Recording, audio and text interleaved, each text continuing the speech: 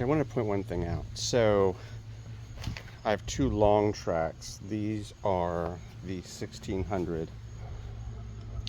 I have a lot of track off here, and I have a lot of track off here. You actually need this much because when you take your saw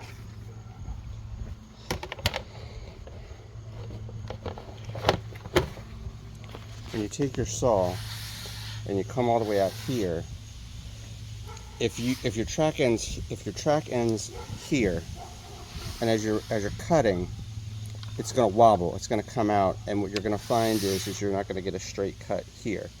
So you need this extra track at least out to here, because you need to complete this cut. So there you go.